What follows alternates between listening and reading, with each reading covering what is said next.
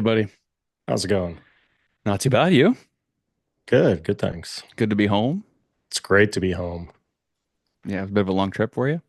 It was a very long trip for me, but Fun. a lot of fun. Got some work done, got some family time, got some beautiful weather out in Arizona. So what can you go wrong? Little bit of everything. Yes, sir. Love Yes, it. sir. How you doing? When's the big game? Was it last night or Yeah, Sens lost in Ottawa last oh night to lose the series. It was close. They tied it up, but yeah, what can you do? It's the Leafs. yeah. So it's always I next love year. that. I love the note to get out of work and whatever you need to get out of to Yeah, can go you to the believe that? game. Yeah, the mayor wrote like on official letterhead, here's a letter to get out of any unnecessary meeting or anything that doesn't make any sense so that I could cheer on the Sens. That was pretty good. That's And I just outstanding. I just got a picture. I just got home from the course. My wife went with my son on their field trip. They went out to a farm today, and she just called me and she's like, "You got to check your phone. You got to check the picture I just sent you." And I was like, "Okay, we're about to jump on." She's like, "No, no, check it." Like, so I checked my phone, and it's a picture of Will with Brady Kachuk.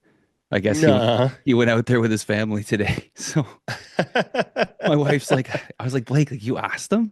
You actually went up to and asked him like the day after. And she's like, yeah, I was kind of scared, but I figured, why not? He's got a little boy. And I guess Brady's wife was like, yeah, no, no, no worries. Get all the little boys over here. We'll take some pictures and stuff. And oh, what a beauty. That's just, That's outstanding. That's awesome. that's a fun one. Yeah. He loves Brady too. Yeah. That's his guy. So I Yeah. get to meet your hero at 4 years old. That's fun. Oh, absolutely. Hopefully that's something he'll remember forever. That's hmm outstanding. Yeah. That picture's going on the fridge for sure. Yeah, that's cool, man. That's cool. What do we got going today? So this is a gentleman who I've talked to, I think a year or two ago, and he had a bit of an interesting story. He'd been moving around a lot and got a job at a really good golf course as an assistant, and he's been working there a little while. So we haven't talked to too many assistants, especially in a while, on this podcast. So it's great to talk to somebody in that role who's got some experience. Can definitely help out with some of the younger guys. I've been an assistant myself for almost 10 years now, so it's something I know a lot about, and it'd be great to talk more about that role because it's a very pivotal role in our industry, the assistant role, right? It's kind of make or break. It's either okay, I'm not going to do this. I'm going to go and do something else, or I'm just going to be a lifer here, or I'm going to make that jump and become the superintendent. So it's a very, very pivotal position in what we do.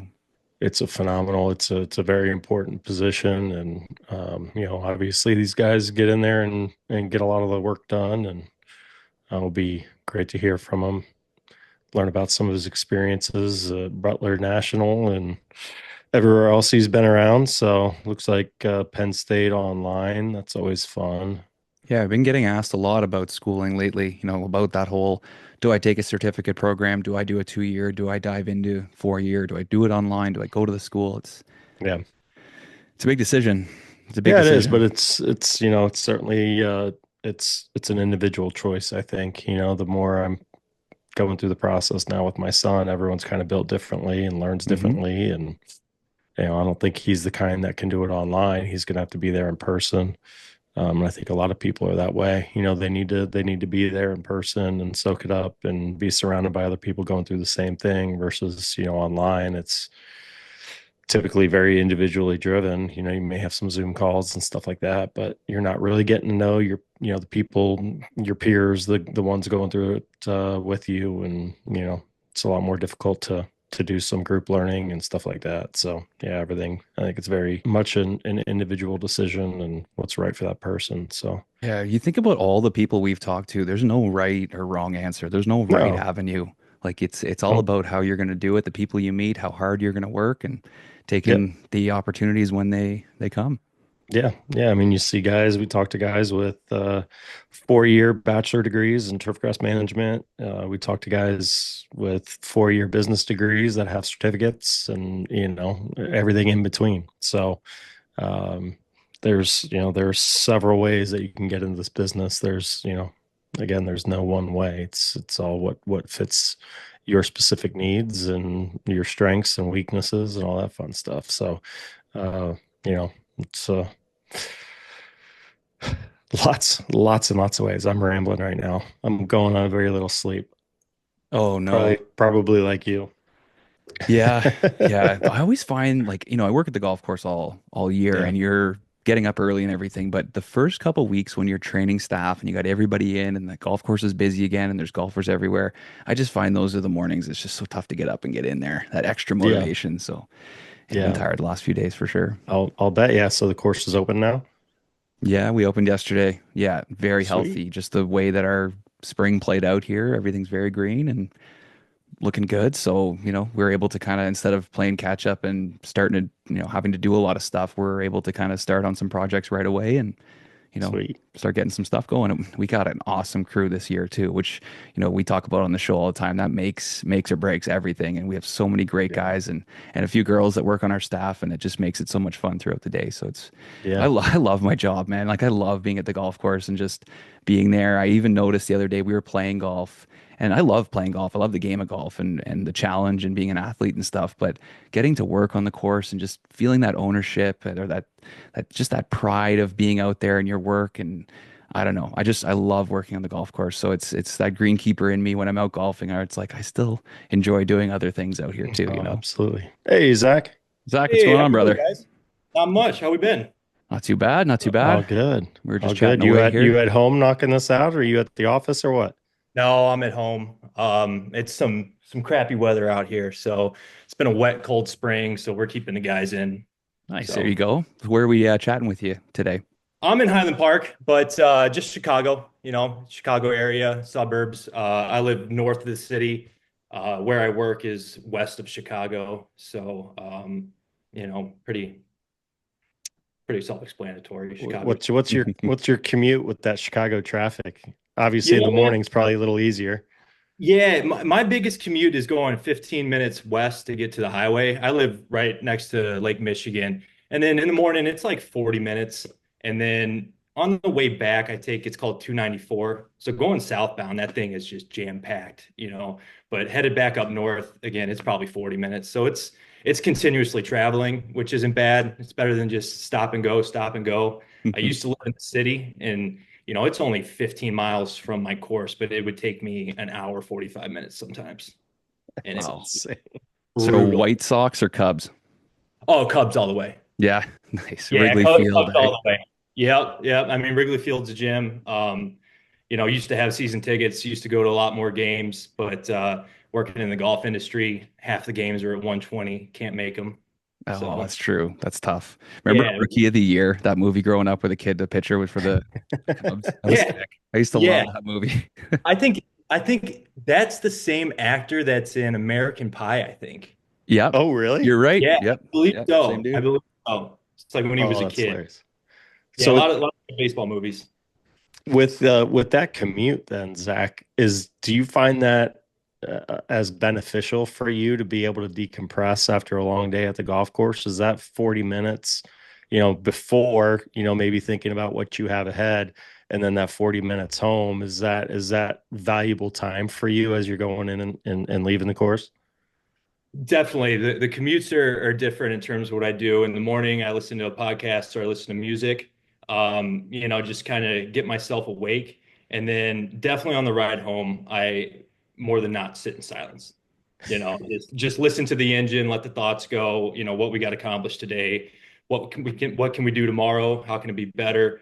We're a big operation, so things are, even if you have your daily plan, it's never your daily plan. I mean, things are being changed constantly, whether it's weather, the amount of play we have, or my boss just flipping the script on us and saying this is what we're doing. So yeah, on the way home, it's definitely decompressing for sure. A lot of red ink on the plan for the day, huh? Oh man, we're doing which a lot of courses are. We're doing the task tracker, the advanced scoreboard, which is great.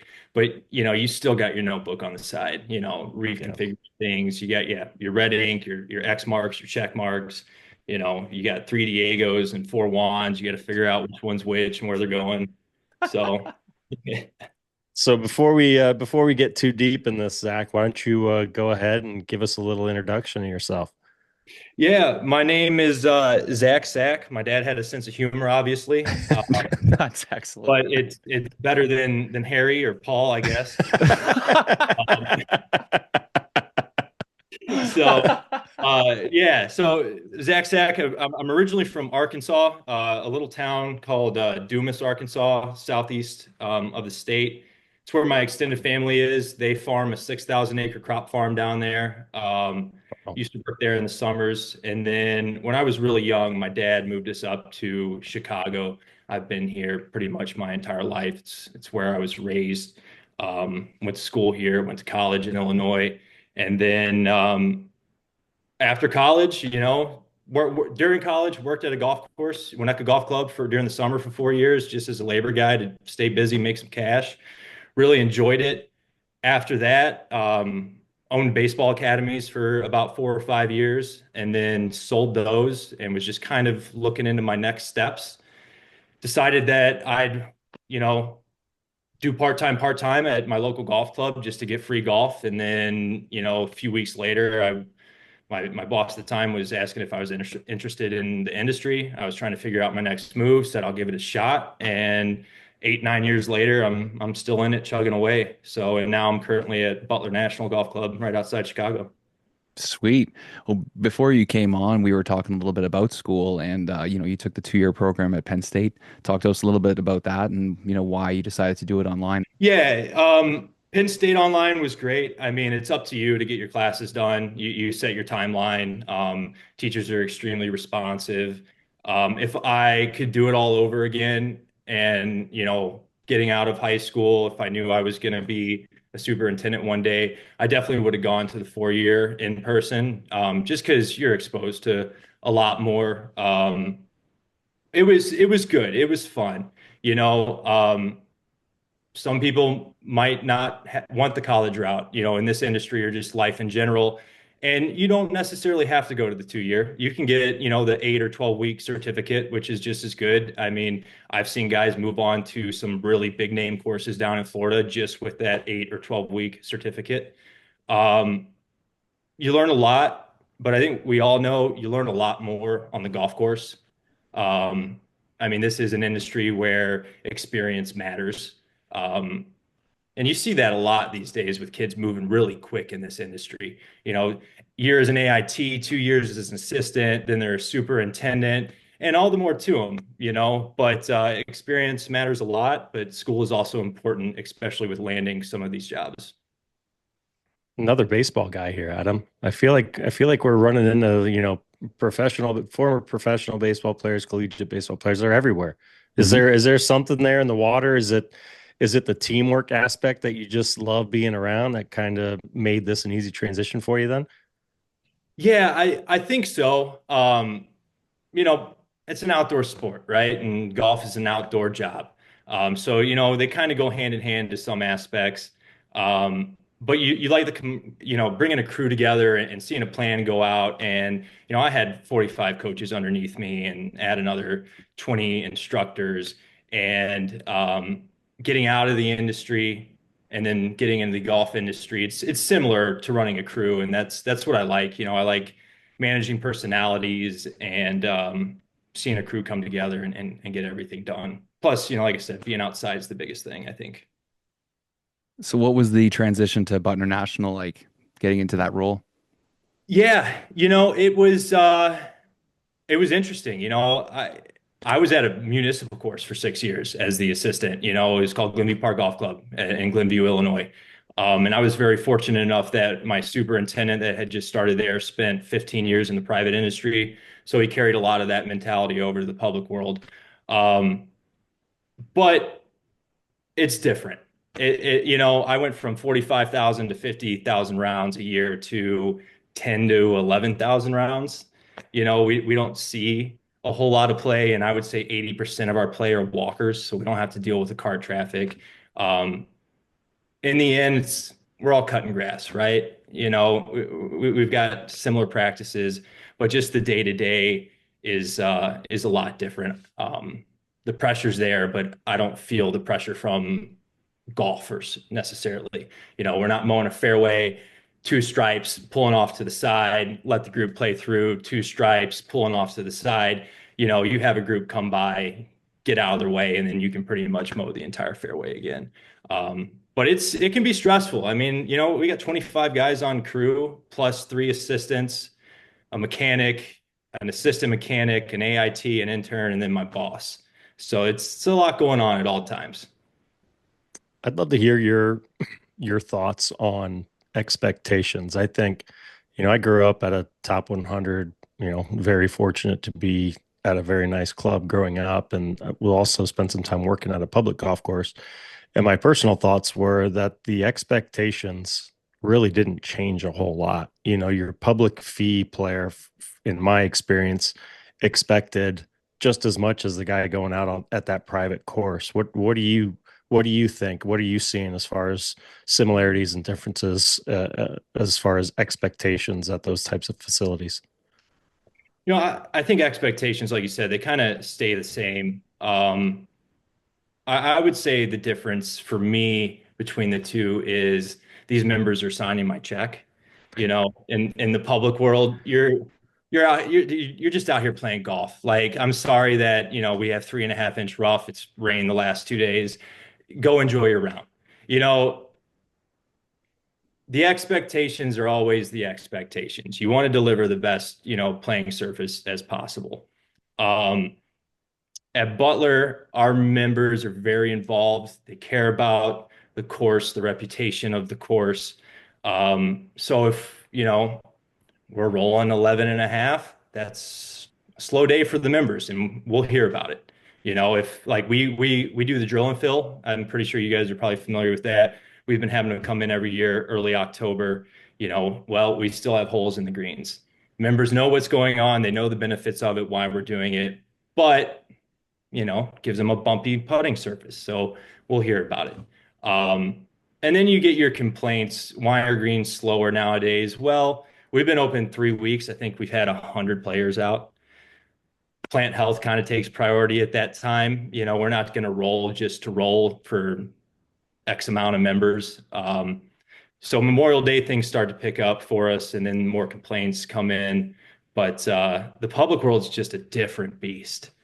I mean, you are fighting players left and right, not only pace of play, but, hey, your guy was out there watering the green and, he only stepped, 2 paces off the green.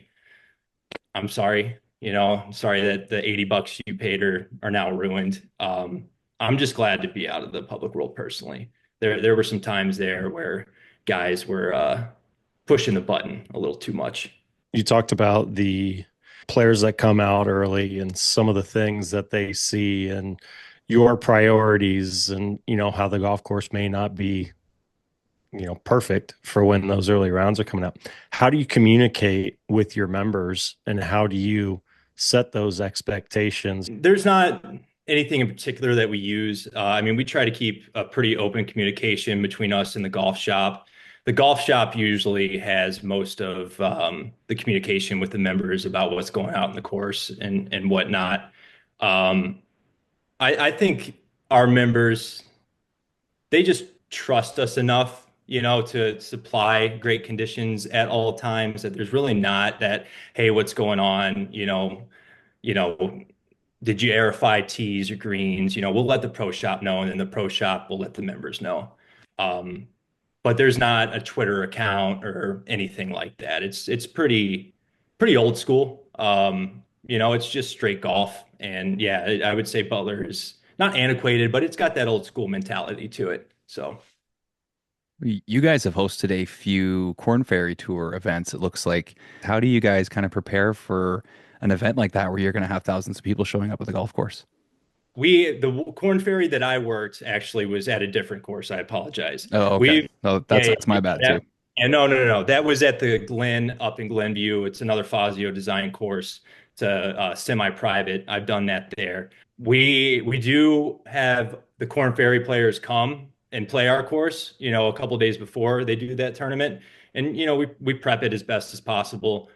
But yeah, I mean, we held the Western Open, geez, I want to say 20, 25 years up until 1990.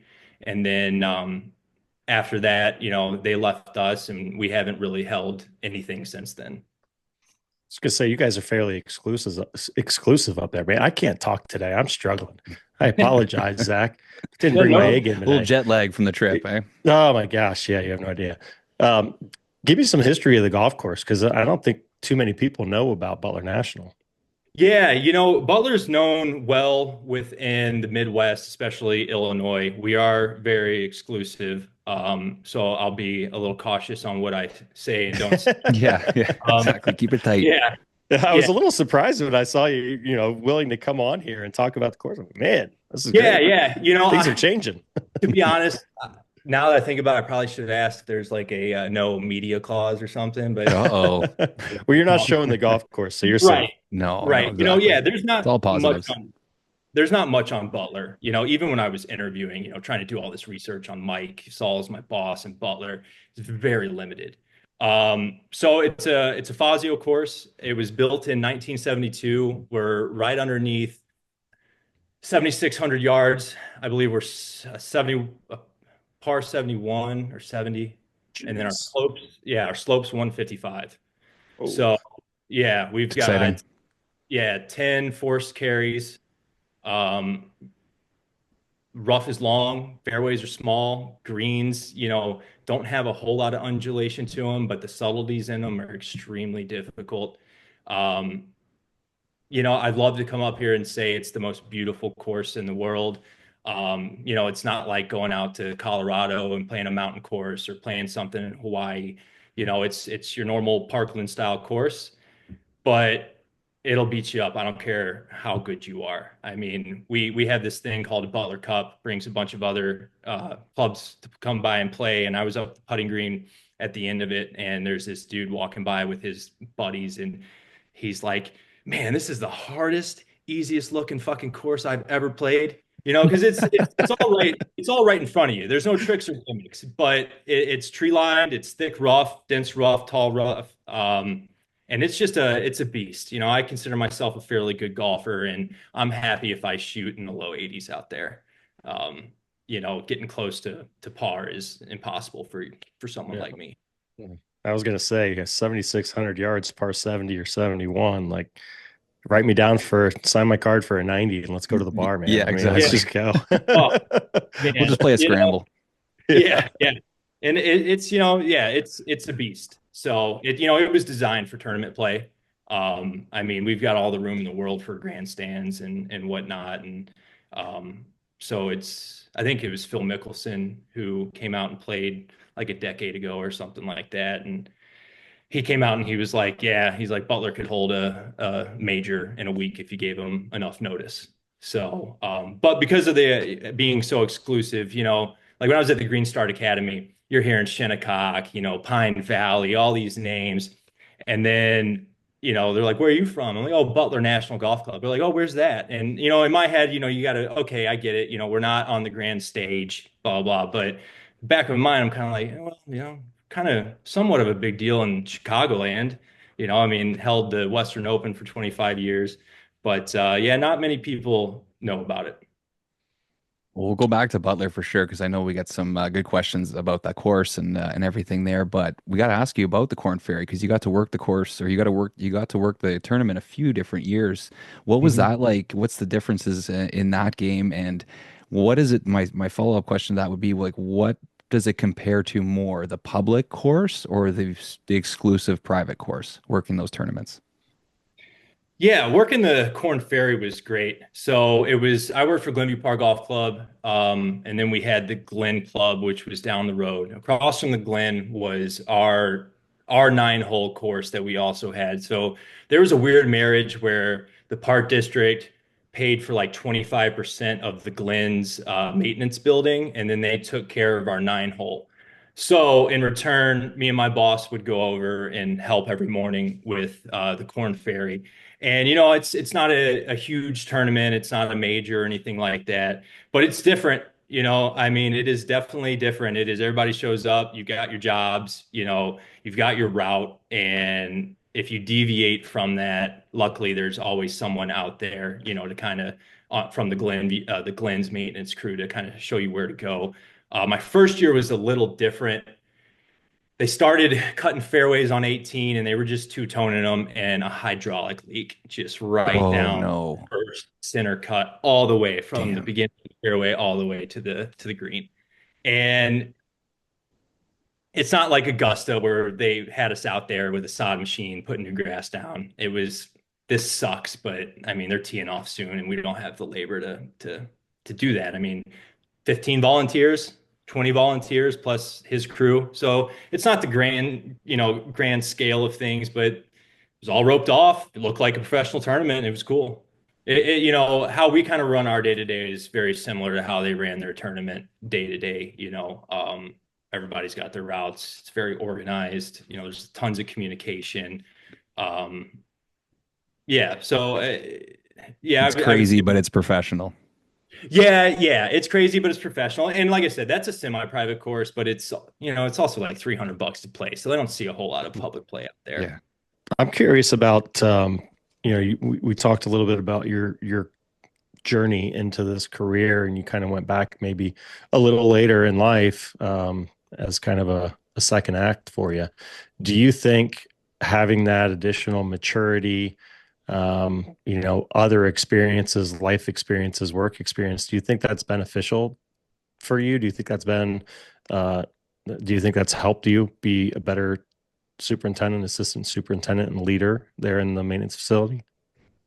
Yeah, without a doubt. I mean, you don't get me wrong, what you do on the golf course matters, but a lot of what we do is managing personalities and people. And, your life experience, is a part of that.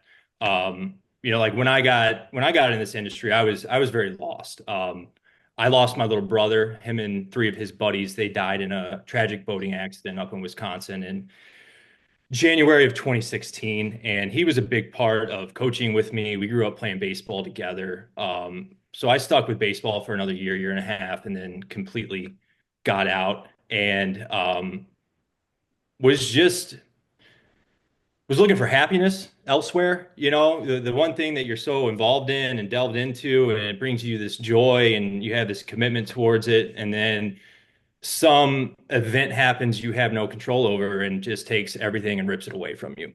And that's what happened to me. And I didn't work for a few months. I was just kind of trying to figure out my next steps. And losing my brother at the age of 24, 23, 24, 25, somewhere around there, it matured me quick. And one of the biggest points would be that life is just so short, and not getting upset at the things that you can't control, something with extenuating circumstances. And I learned that through my brother's death, and I bring that to my crew, because it's very easy to get upset. Things don't go your way, you got rain, you can't, put the drop seeder on your tees to get them going. And I always, am really good at, okay, there's always tomorrow.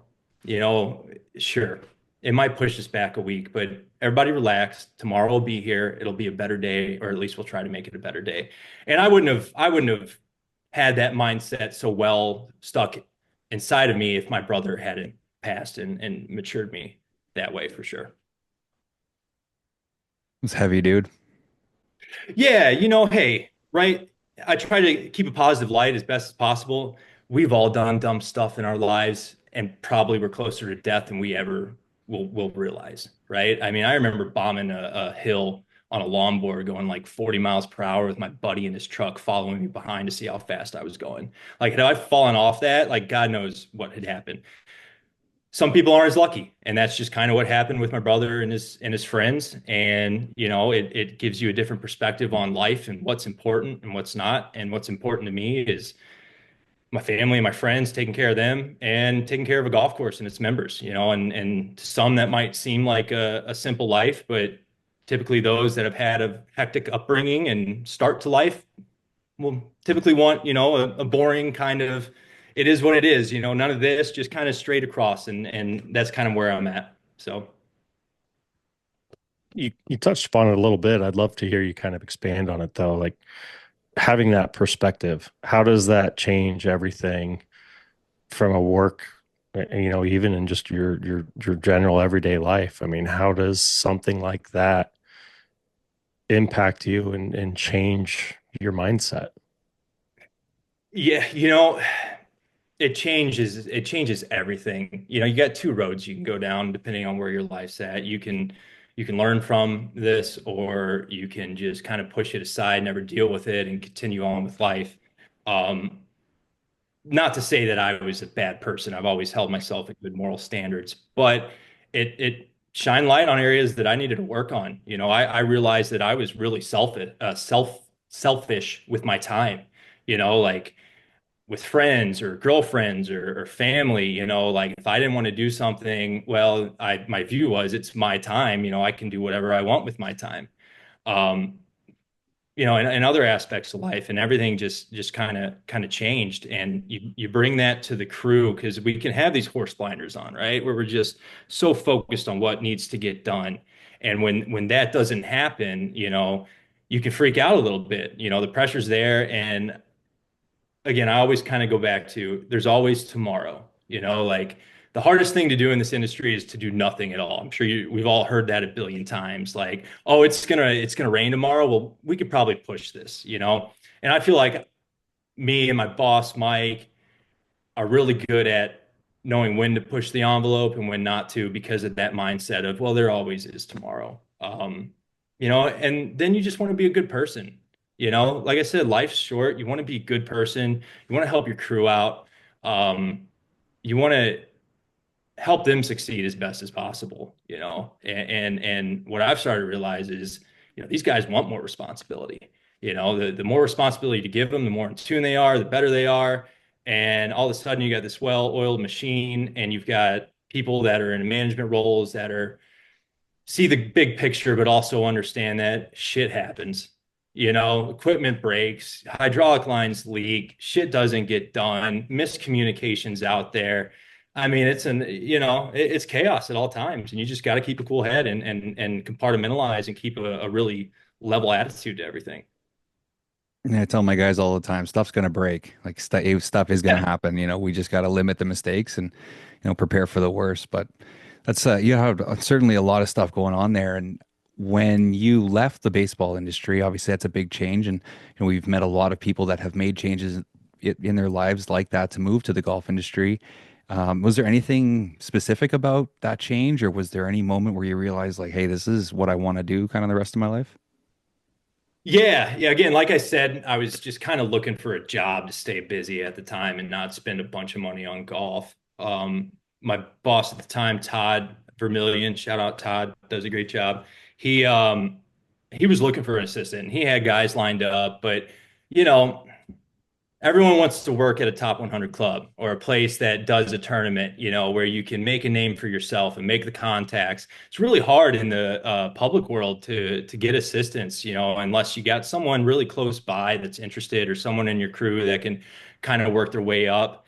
And the two or three guys that he had kind of eyeing out, I think kind of, okay, I got to the course I finally wanted and, pushed everything aside. So he approached me. He was like, "What do you think?" And I was like, "I'll give it a shot." I mean, my family's farmers. I worked on the farm in the summer. Like I like working outside, and did that for the rest of the season. And then the next season, I remember it so vividly. It was probably middle of May, late May. It was like 70 degrees out, 6 o'clock in the morning. I'm driving my cart. I got my sunglasses on. I've got a podcast that I'm listening to. Got my coffee. Sun's coming up, and it was just one of those things. Like I'm at peace. Like I want to make a career out of this. Like I love it. I mean, I love being outdoors. I love seeing everything come together. I've got a little bit of artist to me in a sense, and whether that's changing up the way we're mowing, doing a 50-50 or two-tone and then reversing the outer cut, to make the colors pop. And yeah, I was just riding in my Toro cart and was like, this is it. I can see why my uncle and grandparents continue to farm. Like, yeah, it sucks some days, but it's such a rewarding industry. And to have a member come up to you and whether you know them or not, and just be like, hey, you guys are killing it right now. Like, really appreciate it. Because you boil it down, we're in the service industry. I mean, Mhm. we're superintendents, but we're taking care of people's playgrounds essentially, and it's a service industry. We're serving them with the best possible playing services we can, and we've got to remember that. And yeah, so that was it. And it was like one of those come to Jesus moments. Like the sun was coming through like the clouds and shining down as if Jesus was like going to come down and be like, "This is it, man." So yeah, it was wild. Because I never thought you could have told me when I was in high school, "Hey, you're going to be a golf course superintendent." I would have looked at you and not even said anything to you, just walked off. So what are some of the things that that Todd and now Michael, what are some of the things that those guys have done to help prepare you for current and future success? Yeah, so I'll start with Todd. Couldn't have asked for a better boss to enter the industry with. Um, just really good guy, really kind, stern, but was willing to help. And my 6 years there were outstanding. But that was a lot of the how and the what, and after 6 years of the how and the what, I knew I wanted to get into the private world and I was ready to be a superintendent in the public world, but I wanted to jump private. And like I said, Todd did a great job, but you're so busy that you don't have the luxury of sitting aside on the fairway for 10 minutes and being like, oh yeah, there's some anthracnose or pythium or dollar spot, and this is how, and this is what we're spraying, and this is the why, just because there's so much play. So I switched over to Butler, interviewed with Mike. He gave me an opportunity, and Mike is just extremely intelligent all the way through, separate from agronomy. I mean, he's just a very smart individual and he's just an outstanding teacher. You have questions for him and he's got the answer for you for most part. And if he doesn't, he'll look it up and do some research and he'll get back to you. I mean, this is a guy that just loves grass, just everything about it, the science behind it. Um, and so being a Butler has opened the doors for the why for me now over the last 3 seasons. Why we do this, why we don't do that. And there's plenty of why we do's and why we don'ts at Butler. I mean, like I said, we got a big crew, 25 of normal crew guys, and we are constantly just chugging away. And trust me, I've learned a lot on what not to do. I will tell you that. I mean, I've done some things, and Mike's been like, "That's the public mentality." Like, oh, okay. He's like, you're learning, but yeah, like I said, it's like being in school on a golf course with him. It's really great. I mean, like I said, he understands grass and talks to it and he keeps to himself. He's not looking to be one of these big household names. Although Green Start, I'm like, oh yeah, I work at Butler and Phil Kafari, who's been on the show. He's like, oh, legend. What a legend. Just the titan of the industry.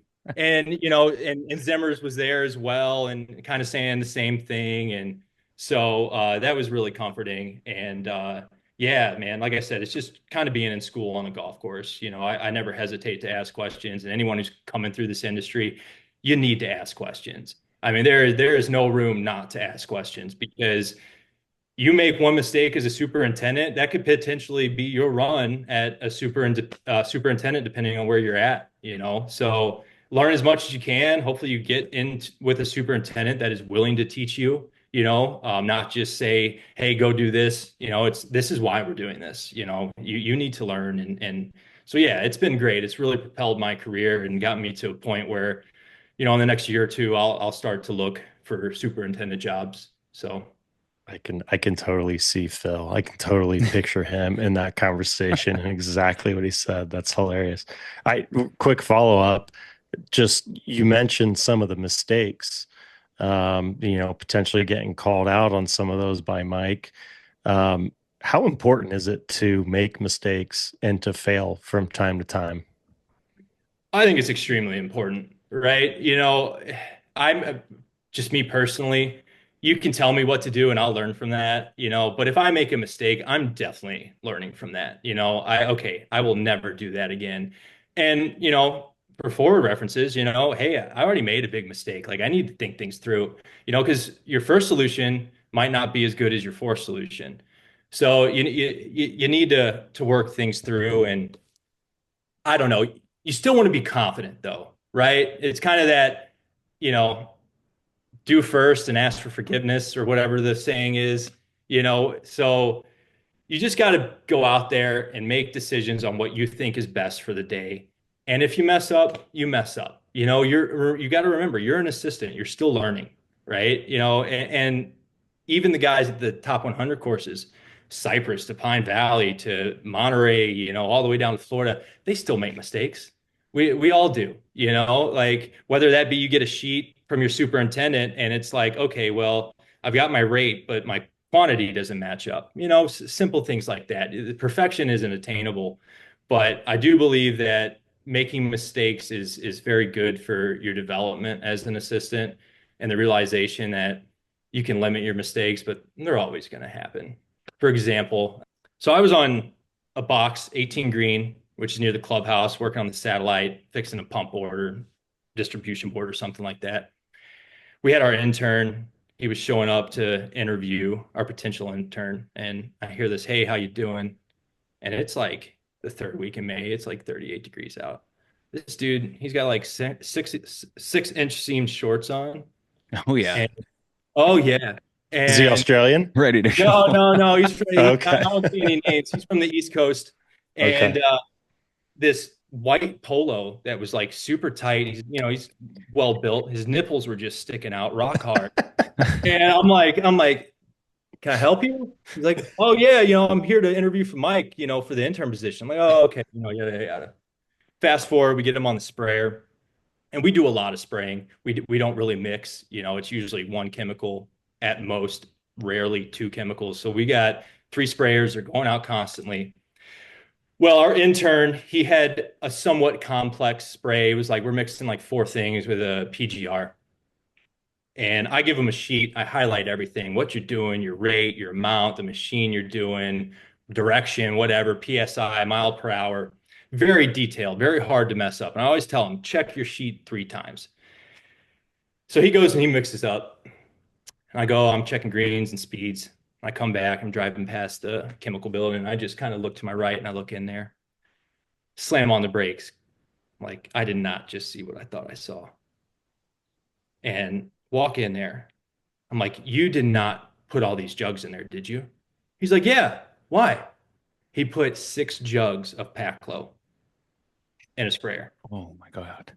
Oh yeah, completely mixed up. He saw the Paclo and then he saw the amount for whatever else we were spraying. Completely mixed it up. So I called Mike on the radio. Hey Mike, this is what happened. I'm standing out in front of our shop and I just hear the wheels coming around the corner. Oh yeah. Oh man, just Robin's racing, just burning them out. I don't think he'll listen to this, so I shouldn't get in trouble. But slams on the brakes, takes his hat off, throws it on the ground, and just reams me a new one. You need to be on top of these guys, yada yada yada. And yeah, I take that criticism really well. He's no scarier than my mom or dad, to be honest. Um, like we're grown men. You can yell at me. We'll get over it. But my point is I learned very quickly, always, you don't need to micromanage, but you always got to check in on your guys. Some guys have minds of their own, where they'll do, oh, I'll just do this. Well, no, we didn't do that because we have a reason as to why we haven't done that yet. And that was a big one for me that there's no room for being mindless, at an operation, at any golf course, but especially a big operation where you got a bunch of guys, you got to be on top of it. And that was a huge, excuse me, that was a huge learning moment for me because I came from a place where we had 10, 11, 12 guys that just knew what to do. They'd been there for 25 years. You didn't have to, okay, you're doing this, go. When you're done, I trust you, you come back in here. It's different. You got to, you guys good? Okay, what's your next plan? What's your thought process? And you just got to do it in a way that doesn't seem like it's micromanaging because no one likes to be micromanaged, right? I mean, that can get annoying. Yeah, so being in your role, how do you kind of balance, being part of the crew and being, friendly with those guys, but then also being their boss? How do you sort of balance all that? Because that's a tough one. It is a tough one. I think it's tougher for someone who comes up as an AIT or an intern to an AIT to a second to a first because you got incorporated, when you're 20 years old, dicking around with the crew, having fun, so you come up with a crew. I feel like it could be difficult when you get to that first assistant position to tell guys what to do because it wasn't too long ago where you were more or less one of them just hanging out and dicking around. For someone like me who came in, as a new assistant, I've always kind of had the same philosophy, you know, don't mistake my friendliness for friendship. At the end of the day, I am your boss, but I will be friendly. We will joke around. We'll have a great time. But there is that line, between friendliness and friendship. And then another thing that I rely on for me personally is, you know, I tell my guys when they start acting up a little bit, please don't take my self-control for weakness, like being able to stay evenly calmed during a situation, can be misconstrued as a weakness at times to a crew, I feel like. And as long as you're just friendly and stern, I think you won't have a problem. But I got really lucky. I mean, our main 15 dudes have been there for 20 years and they're really good. I mean, our project crew, we have two brothers that have been there for 30 years and they know how to rebuild everything and do everything. So, but it can be difficult. I mean, because you want to be friends with these guys to some aspect, right? But there's always that fine line. Did that intern get the note on the shorts and the tight Yeah. polos? I'm not, that was a tough summer. That was a really tough summer. He's scratching Uh, his head for anybody that's not yeah, watching the video. yeah, and I wouldn't be surprised if he listened. He's got a great, he was on the sports field side that Yeah. he what he knew he wanted to do. But yeah, I guess going to the 4-year Penn State, they really encourage you to kind of do an intern at every step. So Yeah. that's why he was there. Yeah, he stopped wearing shorts. Uh, Okay. I gave him a large shirt because he's muscular. And when he came back, he's like, I need a medium. I'm like, okay, I gave him medium. He wanted the medium because it was very tight on his body. Yeah. Yeah. The schmediums. Yep. Yeah, he was out there. I mean, don't get me wrong, great kid, nice kid, Yeah. funny, but just you could tell that he didn't want to really be in the golf world. He was looking for the sports fields. Yeah. So, Yeah. and they're different, right? I mean, I could be wrong, but the sports fields, they don't really care about the grass, especially like a baseball field. They just care about home plate and It's pitcher's like mound. 10% of what they Yeah, do. Everything else is the dirt. yeah, right. Yeah, that's all they really care about. So, but yeah, Yeah. no, like I said, that was like one of many problems we had. He triple sprayed. So we've got, it's called the Island. It's 1, 10, and 18. And we were spraying PGR. He sprayed one and then went in order and came back and he was spraying one again. I'm like rolling down. I'm like, what are you doing? It's like, what do you mean? Like kind of caught an attitude with me. He's like, what do you mean? What am I doing? I go, you're on the fucking first hole. He's like, oh, like iPad open kind of thing. Like, oh, sorry, dude. It's like, dude, how hard is it just to pay attention? Like you're on a sprayer. Yeah. Like, Yeah, you know, big deal. yeah.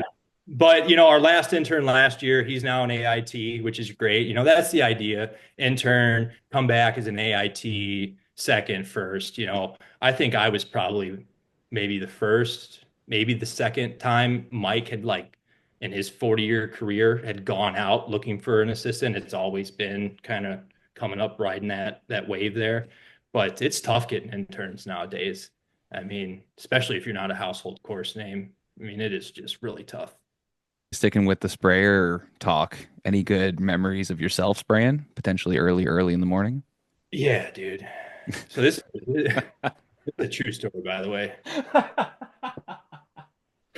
Excellent. So as far as I know, it's true. There's like still times where I'm like, did that really happen? Or did I just imagine that?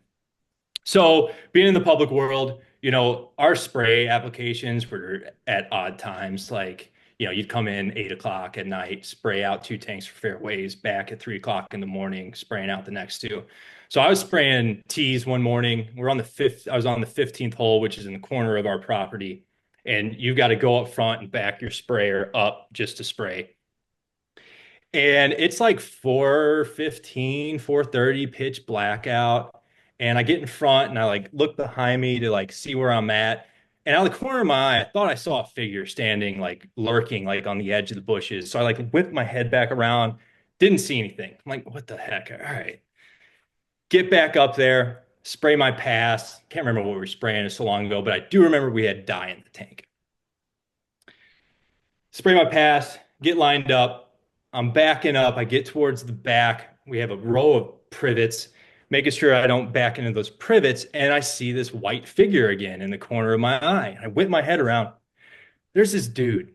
It's like 50 years old. He's in a Hawaiian shirt. He's got these white shorts on. He's got sandals on and has got his arm in a sling. And he's got this bouquet of wildflowers, and he just walks up to me and just hands me these flowers, smiles at me, and turns around, walks to the privets, and then just stands there. And I'm like looking at this guy, like half tempted to be like, you need to get out of here. Like, this is, what are you doing? Didn't want to mess with him. Had no idea what's going on here. So I finished spraying the tee. I'm backing up, and he's just standing there. I noticed he's got dye all Oh over. no.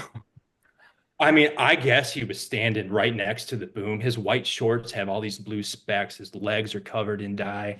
His feet are covered in dye. So I finished spraying. I go back to the shop, have these flowers in my hand. Todd's like, what are those? I'm like, you will not believe what just happened. He didn't believe me. So then I go back. It's probably 5:30, and I'm like kind of just looking out, and there's nothing there. 2 weeks go by, and I'm still mulling over this. Then I'm leaving work one day, and this dude is standing. He's got his white shorts on with the blue stains and his sandals, no shirt, with his sling, just standing at the corner of a stoplight. And I saw him do that for like 2 weeks longer and never saw the guy again.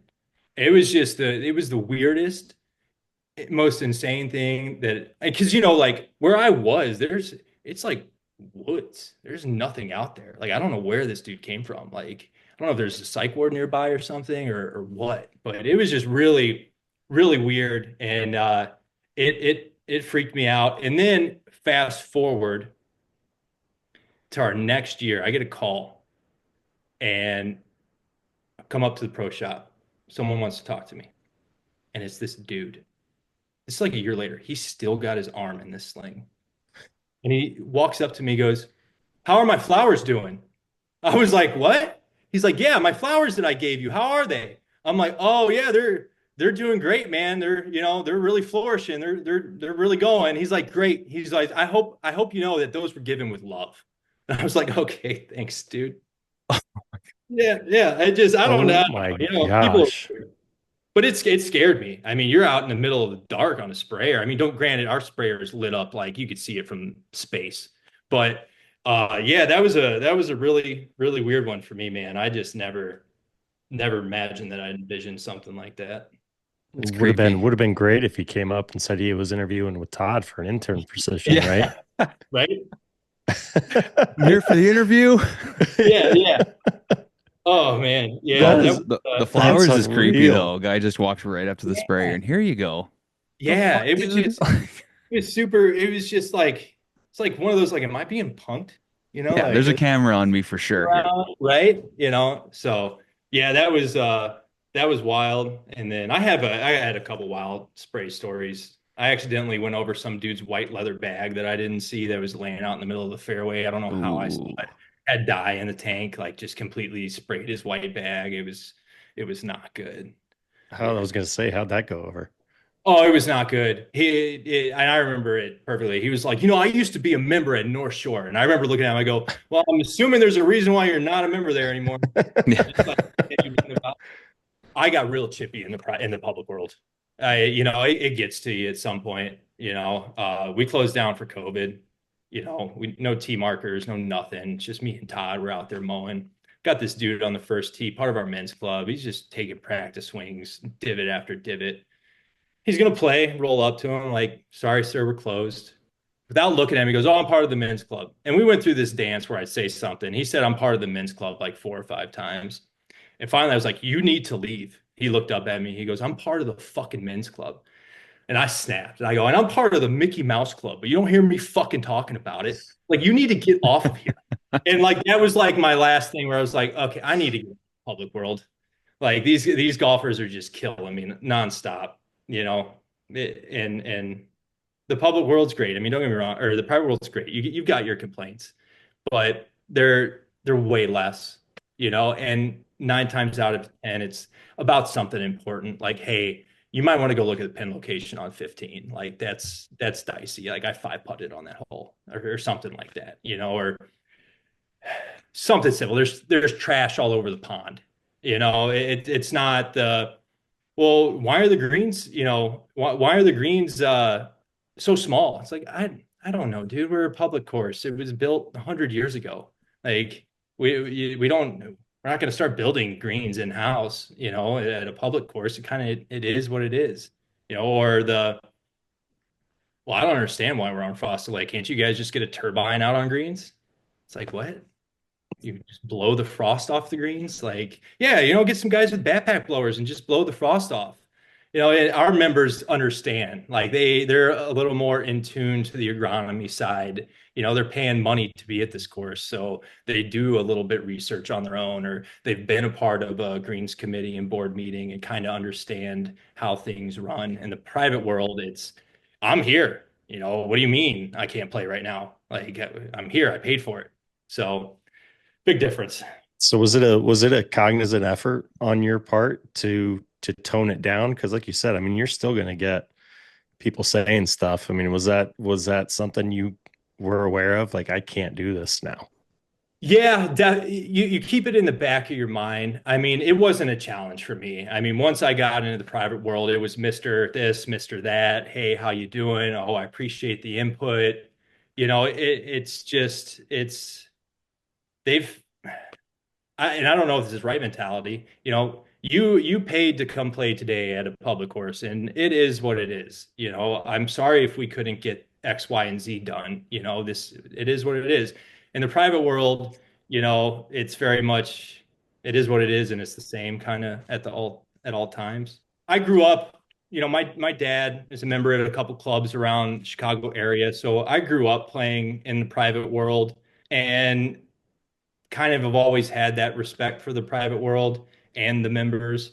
Um, so I've never snapped at a member or at my current course. I also think it was a lot of losing my brother and that 4 or 5 year stretch of working through that as well. You know, that weighed on me heavily and definitely, you know, would shorten my temper with certain things at times. You know, now 10 years down the road, you work through it. You know, my personality and who I am as a person is completely different than what it was when I was working at my last course. So I think that's kind of got something to do with it. But again, like I said, you know, they pay big money for these courses, you know, and they sign my paycheck. The public players didn't sign my paycheck, you know. I mean, the private guys do, and I think that's kind of a big point in me keeping my mouth shut.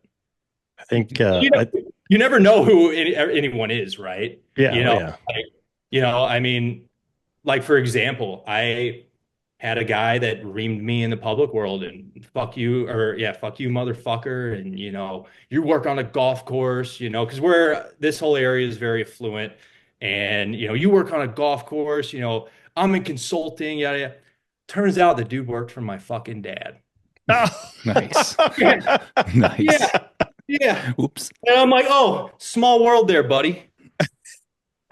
Yeah, yeah. I'm like, dude, you know, so and that was kind of eye-opening to me. Is like, you don't know who Uh, it did is. your dad have a talking to him then?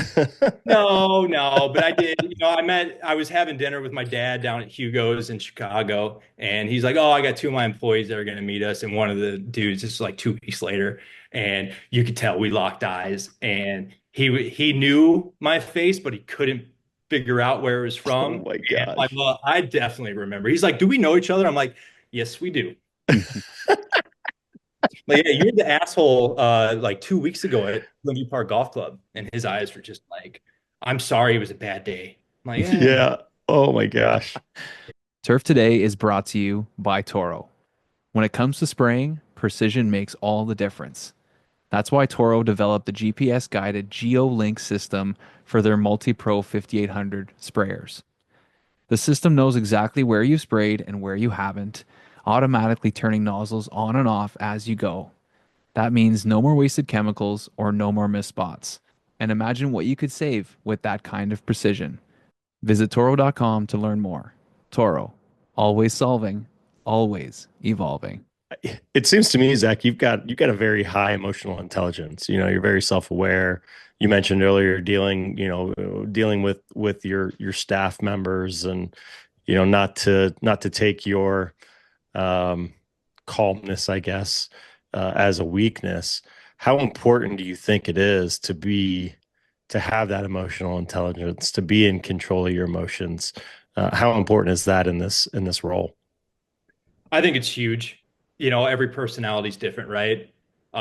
Someone that there are guys that I know I can, not that I do, but I could get in their face and yell at them, and they would take that as constructive criticism and wouldn't think twice about it. Then there's other guys who would just completely shut down, or take that as disrespect.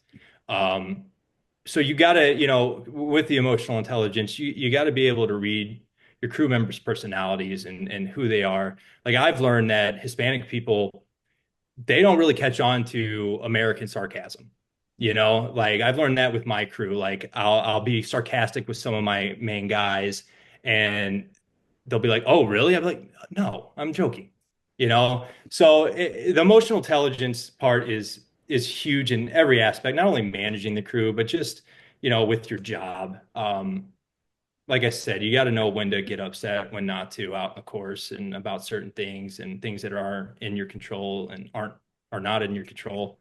Um, but I firmly believe if you're able to read your crew members, you'll have a successful crew going forward. I mean, it's they're the ones doing the work, right? For the most part, like don't get me wrong, my favorite job is walk mow greens. I haven't walked mow green in 4 years now. Like I'm lucky to get on a sprayer these days, just because there's so much going on at all times. But yeah, I mean, you need to be in tune with your crew. It's like a family. I know we hear it all the time. You spend more time with them than you do your family a lot of the times, and to some aspects that's true. So you need to keep things lighthearted, doing cookouts and barbecues and rewarding these guys, because the truth is they're not making a whole lot. I know courses that are still paying guys 11, $12 an hour, and now it seems like the going rates around that 16, 17, 18 an hour, just to get guys in the doors. We're well above that. But at the end of the day, $22 an hour, that's still not a lot in today's economy. So you want to Not in Chicago. not, yeah, man. Oof, holy moly. Don't even get me started about rent. Or buying a house.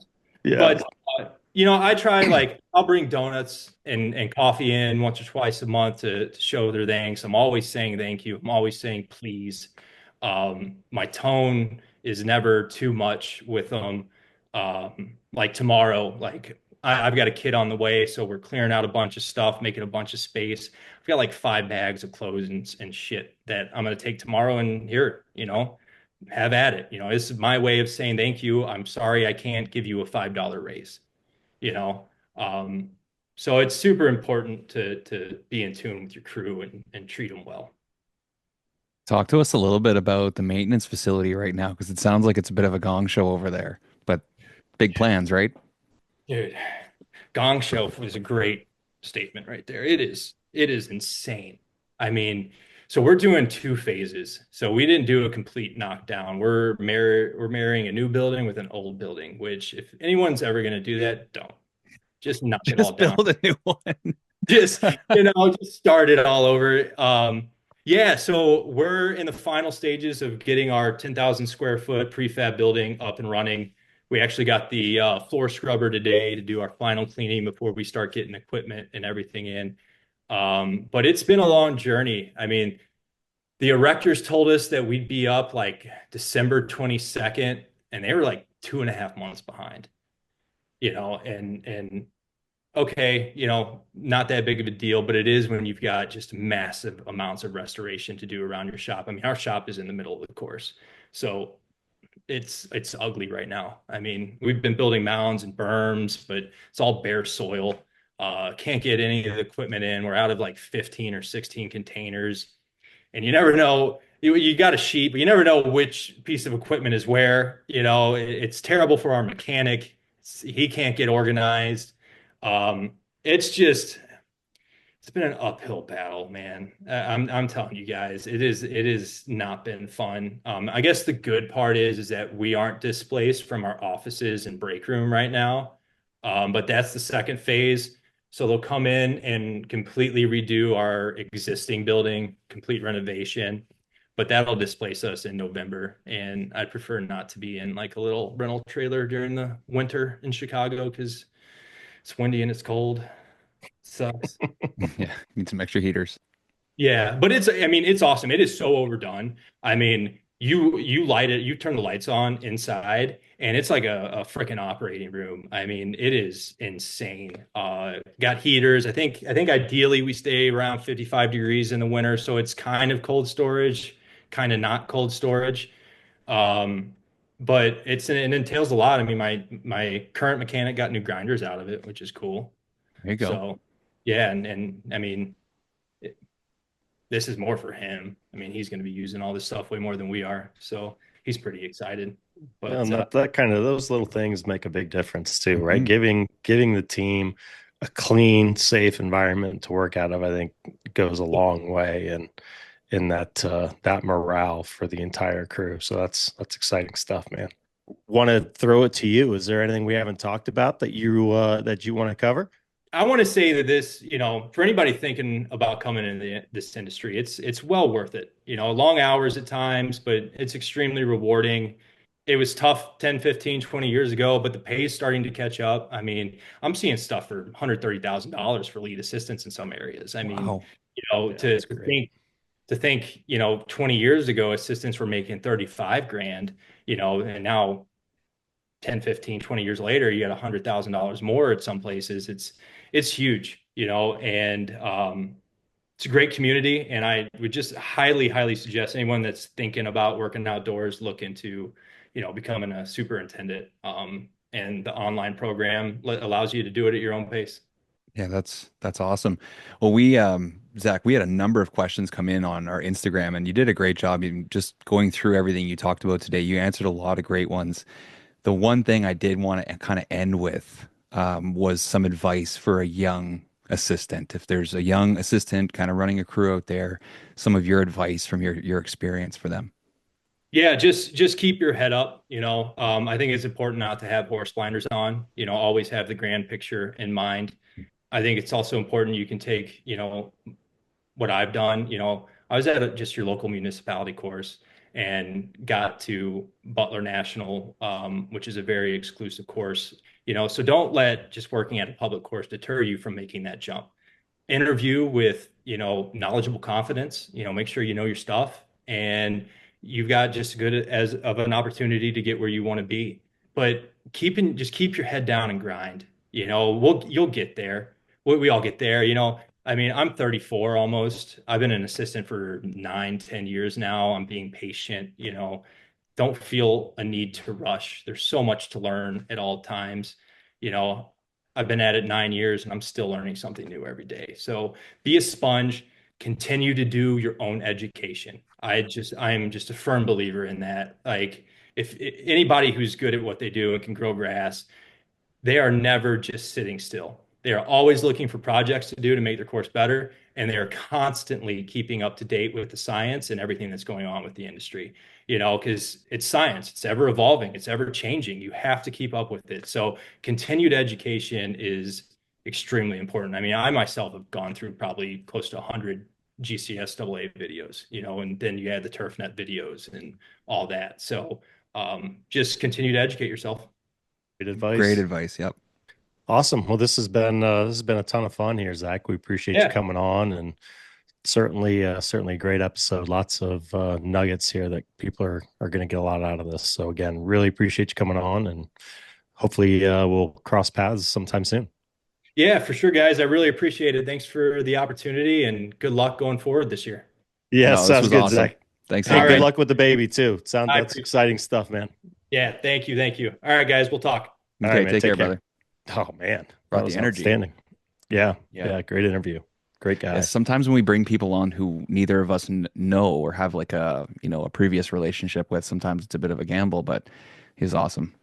A lot Yep, of great yep. advice there. So fantastic. Certainly very knowledgeable, very mature, great Hmm. mindset. That's certainly what you need. 100%. So what's next for you? Where are you headed next? It's the gauntlet, man. It's the gauntlet. Yeah, I apologize. You're gonna have to do a lot of editing on that one. It's been, yeah, it's what, Tuesday night, got home around midnight, woke up at 4:30, woke up at 3:30, drove up to Detroit. It was a 1 day trip, came right back, woke up at again 3:30, started driving over to Oakmont yesterday. They just had some weather stuff, and so luckily was able to turn back around after we had to cancel that one. So had two unexpected days at home, which has been nice. But no, what am I doing next week? Next week's Dallas. I'm in Dallas for 3 days, come home for a few days, and then I think it's a 10 or 11 day trip. It's Cypress Point, Colonial, then Congressional. So tournament season's almost Hmm. here. So go That's do right. some prep for the Walker Cup, be at Colonial for Advance Week, be at Congressional, as they're getting ready for I believe it's the senior PGA.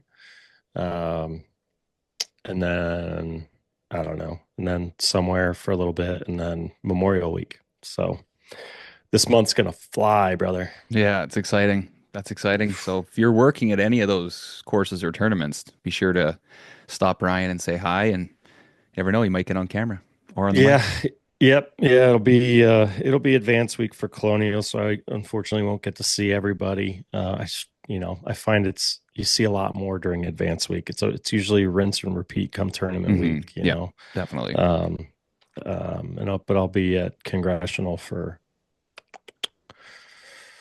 I believe Monday of tournament week. So and then I got to Sweet. get out of there before everything kicks off and get Hmm. home.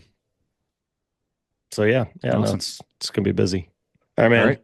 Good Have a great episode. weekend. Okay, you Yeah. too. Yep. See ya. Take care.